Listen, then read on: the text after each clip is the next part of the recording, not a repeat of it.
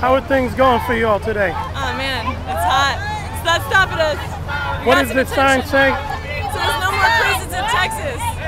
How many prisons in Texas are there? I wish I could answer that question, but I can tell you there's too many, and we probably rank way higher in our number of prisons than in our ranking in public education. I know that for a fact. So really? We imprison more people in Texas and execute more people in Texas than most countries in the nation combined. Why is that? How does that happen? I mean, it seems like there's a lot of people in Texas who are decent, hardworking people that would not like to see that. How does that happen, especially in a place like San Antonio that's overwhelmingly Latina? Yeah, well, it just kind of goes to show you where the power of concentration has been. It's been in politics and it's been in money.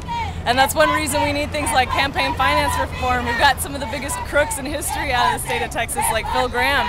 These people conspire, they have millions of dollars, they put special interests in power, and they don't reflect the view of the people. If you actually had a true democracy, we wouldn't be electing leaders that are imprisoning our families and imprisoning, profiting off of the privatization of the prison industrial complex. So it's a combined force, and it just kind of shows you how this industry is taking over and attacking people, not only people who are imprisoned in our correctional facilities, but also families in immigrant detention. And when you look at the contracting on the border wall, it's the same big companies and the same special interest money. Which companies are these? Do you know offhand? Well, I am here with some people who work more on the prison industrial complex. Could probably tell you. Do you know the companies that are contracting the wall? Because I understand that.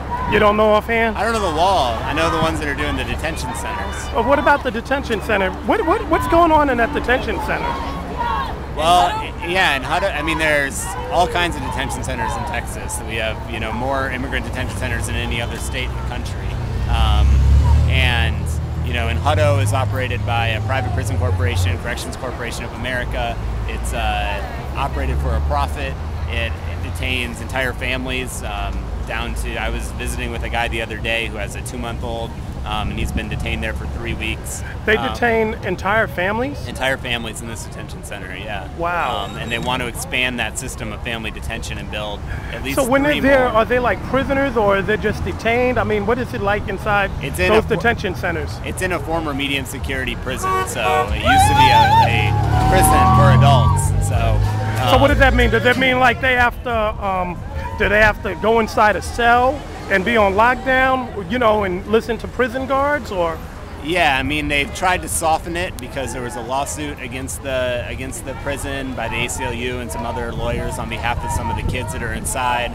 And then because of all the public scrutiny about it, they've had to better the conditions, but it's still, at its essence, it's a prison, right?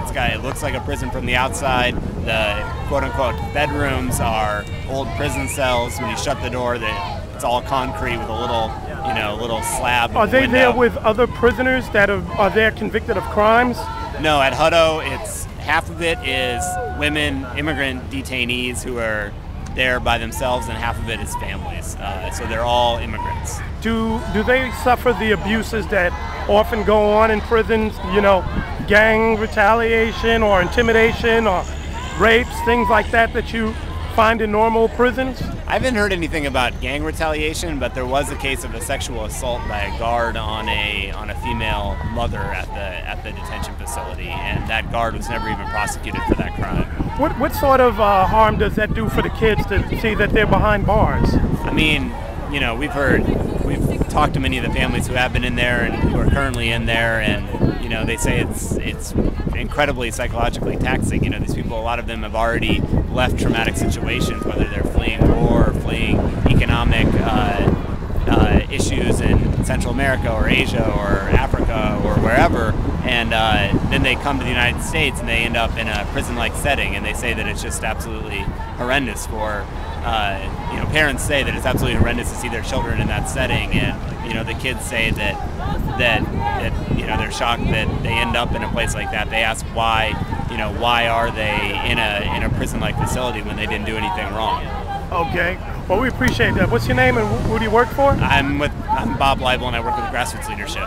All right. Thank you very much, Bob. Peace.